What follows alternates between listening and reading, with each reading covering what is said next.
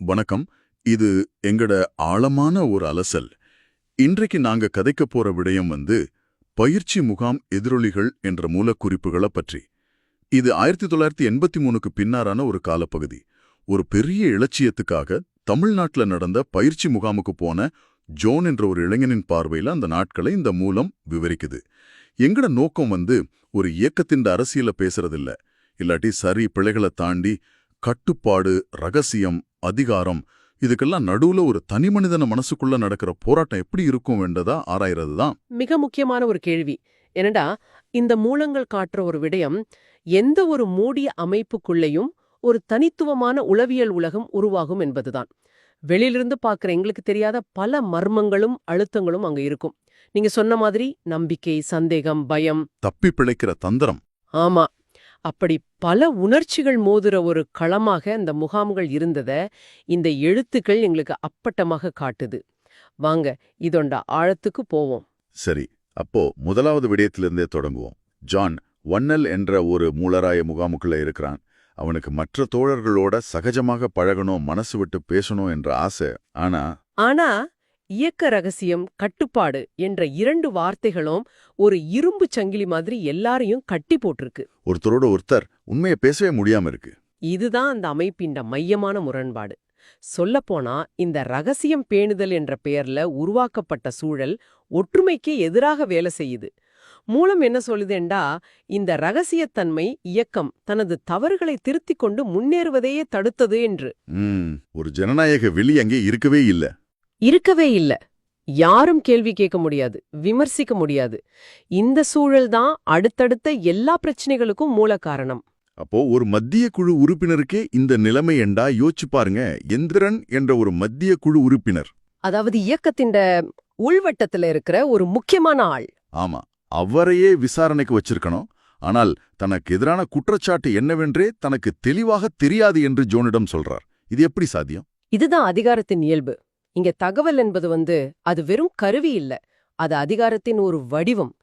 யாருக்கு தகவல் மறுக்கப்படுதோ அவங்க பலவீனப்படுத்தப்படுறாங்க. எந்திரனுக்கே என்ன நடக்குதுன்னு தெரியாததன் மூலம் தலைமை அவர் மீது ஒரு முழுமையான கட்டுப்பாட்டை வைத்திருக்கிறது. உன் பெயர் கொண்ட இன்னொரு ஆளோட குழப்பமா அல்லது தொலைத்தொடர்பு சாதனத்தை திருப்பி கொடுக்காததா என்று அவருக்கே தெரியாத ஒரு நிலை. அது கிரணட் போராளிகளுக்கு ஒரு தெளிவான செய்தியை சொல்லுது. ஒரு மத்திய குழு உறுப்பினருக்கு இதுதான் கதி என்றால் நீங்கள் எல்லாம் எம்மாத்திரம். ஜான் அதை உணர்றான். எந்திர அவனிட்ட பேசும்போதும் தன்ற மத்திய குழு அந்தஸ்துக்கும் ஒரு சாதாரண போராளியான தனக்கும் இடையில ஒரு நிழல் எல்லைக்கோடு இருக்கிறத உணர்றான். மிகச்சரியாக. அப்போ போராளி என்றது வெறும் இலட்சியம் சார்ந்த சொல் இல்ல, அது ஒரு அதிகார படிநிலையாக இருந்திருக்கு. ஓம், அந்த எல்லைக்கோடு தான் எல்லாத்தையும் தீர்மானிக்குது. யார் கேள்வி கேட்பது, யார் பதில் சொல்வது, யாருடைய உயிர் பெருமதியானது, யாருடையது இல்லை. ஆமா, யாருடையது இல்லை என்பதையெல்லாம் அந்த அதிகார படிநிலைதான் தீர்மானிக்குது. இந்த ரகசியமும் அதிகாரமும் சேர்ந்து உருவாக்குன அந்த இறுக்கமான சூழல் மனுஷங்களோட மனதில என்ன தாக்கத்தை ஏற்படுத்திச்சு என்று பார்க்கறது தான் இன்னும் அதிர்ச்சியானது. ஆமா, அந்த உளவியல் தாக்கம். இந்த மூலத்தில நான் வாசித்ததிலேயே மிகவும் கனமான பகுதி அதுதான். இந்த அழுத்தம் ஒரு சித்திரவதை மாறி இருந்ததாக ஜோன் உணர்கிறான். சில தோழர்கள் எங்கட இயக்கம் வெளி எதிரிகளால் தோற்காது, இந்த உள் முரண்பாடுகளாலேயே அழிந்துவிடும் என்று சொல்லி அழுறாங்க. பலஸ்தீனத்துல பயிற்சி எடுத்து விட்டு வந்த 2 தோழர்கள் விரக்தியில் அடிக்கடி கண்ணீர் விடுறத மூலம் விவரிக்கிற இடம் மனதை உலுக்குது. அந்த விரக்தியின் உச்சம்தான் ஒரு கமாண்டோ தோழன் கரும்பலகையில் எழுதிய அந்த வரி. தண்ணீரிலே மீன் அழுதால் கண்ணீரினை யார் அறிவார். அந்த வரி வெறும் கவிதை இல்ல, அது ஒரு உதவிக்கான அபயக்குரல். மிகச்சரி.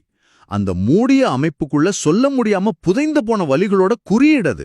நாங்கள் இங்க உள்ளுக்குள்ளே அழுது கொண்டிருக்கிறோம், எங்களோட வலியை யாருமே கேட்க மாட்டாங்களா என்ற ஒரு மன ஓலம். ஆனால் அந்த ஓலத்துக்கு கிடைச்ச பதில் கொடூரமானது.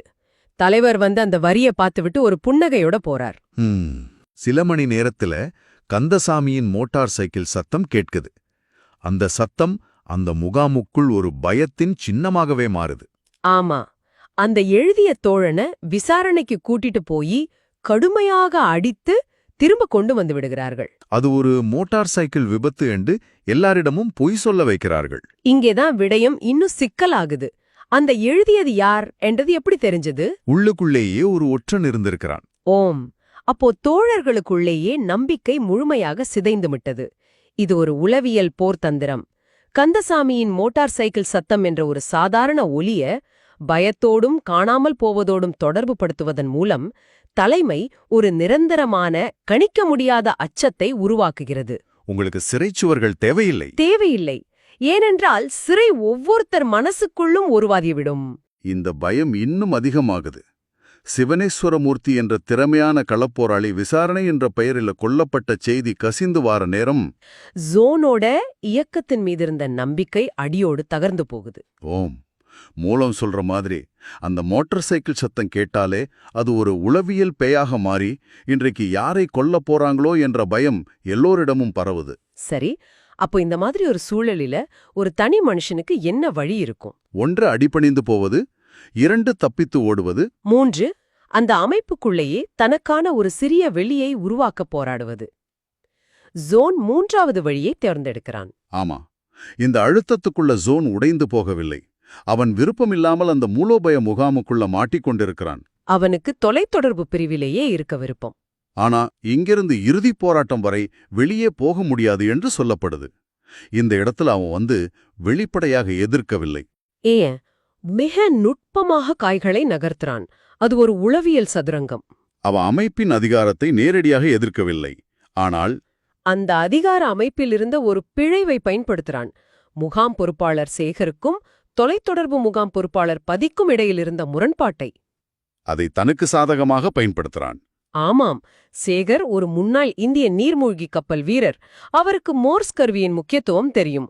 அதை வைத்து மோர்ஸ் கருவியில் பயிற்சி இல்லாமல் போயிடும் என்ற ஒரு நியாயமான இயக்கத்துக்கு தேவையான ஒரு காரணத்தை சொல்லி சேகரின் உதவியோட அங்கிருந்து தற்காலிகமாக வெளியேற ஒரு வழி தேடுறான். அந்த ஒரு சந்தர்ப்பம் சேகர் ஜோனை தேடி வந்தபோது பதி ஜோனை அரிசி மூட்டைக்குள் போய் ஒளிந்துகொள் என்று சொல்ற இடம். அதுதான் திருப்புமுனை. ஓம், ஒரு பொறுப்பாளர் இன்னொரு பொறுப்பாளருக்கு பயந்து ஒரு போராளிய ஒளித்து வைக்க சொல்றது. பதியின் பலவீனத்தை ஜோனுக்கு அப்பட்டமாக காட்டுது. அந்த அதிகார அமைப்பு எவ்வளவு உள்ளீடற்றது என்பதை அவன் உணர்றான். மிகச் சரியான அவதானிப்பு.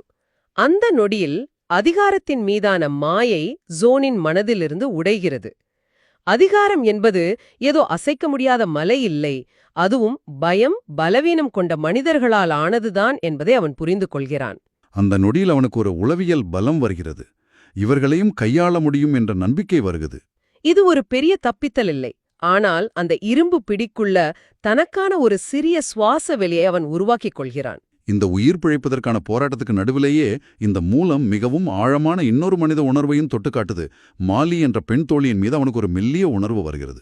ஆமாம், இது இந்த மூலத்தின் மிக முக்கியமான பகுதி. ஏனென்றால் இது அந்த போராளிகளை வெறும் அரசியல் கருவிகளாக பார்க்காமல் உயிருள்ள மனிதர்களாக காட்டுகிறது. எல்லா பக்கமும் மரண பயம், நிச்சயமற்ற எதிர்காலம். இந்த சூழலில் காதல் என்பது ஒரு ஆடம்பரம், ஏன் ஒரு ஆபத்து கூட. ஆனால் மனித உணர்வுகளை காலமும் சூழலும் கட்டுப்படுத்த முடியாதல்லவா? அந்த தவிப்பு அவனுடைய மூளை ஒரு பக்கம் காதலை பத்தி சிந்திக்க, அவனது அறிவு ஆபத்துகளை பத்தி எச்சரிக்குது.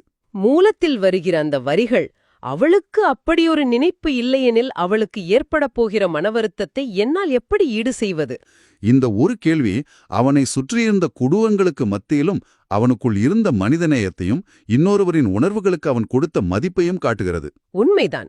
அந்த சூழல் மனிதர்களை மிருகமாக்க முயற்சிக்கிறது. ஆனால் அவன் தனது மனிதத்தன்மையை பற்றிக்கொள்ள போராடுகிறான். இது அவனது இன்னொரு வகை எதிர்ப்பு. ஆயுதம் ஏந்தாத ஆனால் மிக ஆழமான ஒரு எதிர்ப்பு. ஓ, இந்த உள் மனப்போராட்டங்களின் தொடர்ச்சியாகத்தான் கதையின் இறுதிப் பகுதி வருது. பாண்டி என்ற தோழர் கடலில் இறந்து போக ஒரு அஞ்சலி கூட்டம் நடக்குது. தலைவர் உட்பட பலர் பேசுகிறார்கள், வீர உரைகள் ஆட்டுகிறார்கள். ஆனா ஜோனின் பேச்சு வித்தியாசமா இருக்கு. அது ஒரு மிக நுட்பமாக வடிவமைக்கப்பட்ட பேச்சு. மேலோட்டமாக பார்த்தால் அது ஒரு வீர வணக்கு உரை மாதிரிதான் தெரியும். ஆனால் அவன் தேர்ந்தெடுக்கும் வார்த்தைகளை கவனிக்க வேண்டும். அவன் பாண்டியன் வீரத்தை பற்றி மட்டும் பேசவில்லை, சக தோழர்களின் உயிர் மீது பாண்டிக்கு இருந்த அக்கறையை வலியுறுத்துகிறான். பிறகு இலட்சியத்தை அடைவதில் உண்மையாகவும் நேர்மையாகவும் உழைப்பதுதான் உண்மையான அஞ்சலி என்று சொல்றான். அந்த உண்மை, நேர்மை என்ற வார்த்தைகள் அந்த சூழலில் அவை சாதாரண வார்த்தைகள் இல்லை. இல்ல, உள்ளுக்குள்ளேயே நடந்து கொண்டிருந்த பொய்கள், நேர்மையற்ற கொலைகள், சித்திரவதைகள், இவற்றிற்கு எதிரான ஒரு மறைமுக விமர்சனமாக அந்த வார்த்தைகள் அங்கே ஒலிக்கின்றன. நிச்சயமாக அது ஒரு மறைமுக குற்றப்பத்திரிகை. வெறும் சொற்களால் அஞ்சலி செலுத்துவதில் அர்த்தமில்லை. எங்கட செயல்கள் நேர்மையாக இருக்கிறதா என்று பாருங்கள் என்று அவன் அந்த தலைமையை பார்த்தே கேட்கிறான். அது ஒரு பெரிய துணிச்சலான செயல். அவனது உயிர் அந்த நொடியில் பணயம் வைக்கப்படுகிறது. அந்த பேச்சின் தாக்கம்தான் அடுத்த கணமே வெளிப்படுது. கூட்டம் முடிந்ததும் காந்தன் என்ற பொறுப்பாளர் ஜோனைட்ட தனியாக அழைக்கிறார். அழைத்து, நீங்கள் என்ன சொல்ல வாரியல் என்றது விளங்குது, அவதானமாக இருங்க என்று எச்சரித்துவிட்டு போகிறார். அந்த ஒரு வரி, அது எவ்வளவு அர்த்தம் கொண்டது! அது ஒரு கத்தி மாதிரி, இரண்டு பக்கமும் கூர்மையானது. ஒரு பக்கம் அது ஒரு ஆறுதல், நீ தனியாக இல்ல, நீ சொல்வதை நான் புரிந்து கொண்டேன் என்ற ஒரு அங்கீகாரம். ஆனால் அதே வரியின் மறுபக்கம் ஒரு மரண பயத்தை மூட்டும் எச்சரிக்கை. நீ என்ன சொல்கிறாய் என்பது எனக்கு புரிகிறதென்றால் அது அவர்களுக்கும் புரியும், அதனால் அவதானமாக இரு என்பதுதான் அதன் அர்த்தம். இந்த ஒரு கணத்தில் ஆறுதலையும் மரணத்தையும் ஒரு சேர உணர்த்துகிறார் காந்தன். அப்போ இந்த மூலங்கள் எல்லாம் உங்களுக்கு என்ன சொல்லுது? ஒரு போராட்ட இயக்கத்தின் பிரம்மாண்டமான சித்திரத்துக்கு பின்னால் தனிப்பட்ட மனிதர்கள் எவ்வளவு பெரிய உளவியல் சுமைகளை சுமந்திருக்கிறார்கள் என்பதை இது காட்டுகிறது.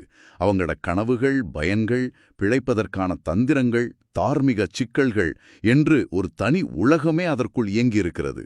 இத ஒரு பெரிய சித்திரத்தோடு பொருத்தி பார்த்தா, இலட்சியவாதத்துக்கும் யதார்த்தத்துக்கும் இடையிலான இடைவெளி தனி நபர்களை எப்படி பாதிக்கிறது என்பது புரியும். இது ஒரு இயக்கத்தின் கதை மட்டுமல்ல, கேள்வி கேட்க முடியாத, வெளிப்படைத்தன்மை இல்லாத எந்த ஒரு மூடிய அமைப்பும் எப்படி சுய அழிவை நோக்கிச் செல்லும் என்பதற்கான ஒரு நுண்ணிய ஆய்வு இது. ரகசியம் பெருகும்போது நம்பிக்கை சிதைகிறது. நம்பிக்கை சிதையும் போது அமைப்பு தன்னைத்தானே உள்ளிருந்து அழிக்கத் தொடங்குகிறது. விடுதலைக்காக புறப்பட்டவர்கள் தங்களுக்குள்ளேயே சிறைகளை உருவாக்கத் தொடங்குற விஷாதம் இது. உங்களுக்காக ஒரு இறுதி சிந்தனை. இந்த மூலத்தின் ஒரு பகுதியில் ஒரு விடயம் குறிப்பிடப்பட்டிருக்கிறது. இப்படிப்பட்ட அனுபவங்களால் சமூகத்தை பிழையான வழியில் கொண்டு சென்று விட்டோம் என்ற குற்ற உணர்வுக்கு ஆளான போராளிகள் சிலர் பின்னர் புகலிட சஞ்சிகைகள் மூலம் தங்கள் கருத்துக்களையும் அனுபவங்களையும் வெளிப்படுத்தியதாக சொல்லப்பட்டிருக்கு. இது ஒரு முக்கியமான கேள்வியை எழுப்புகிறது. எந்த ஒரு சக்தி வாய்ந்த அமைப்பிலும் அதன் உயர்ந்த கொள்கைகளுக்கும் அதன் கொடூரமான உள் யதார்த்தத்திற்கும் இடையில் உள்ள இடைவெளி தம்மை முழுமையாக அர்ப்பணித்த தனிநபர்களின் வாழ்க்கையை எவ்வாறு சிதைக்கிறது? அந்த மௌனம் ஒரு நாள் கலைக்கப்படும் பொழுது, அந்த உண்மைகள் வெளிவரும்போது, அந்த அமைப்பின் வரலாற்றை அதை எப்படி மாற்றி அமைக்கும்? சிந்தித்துப் பாருங்கள்.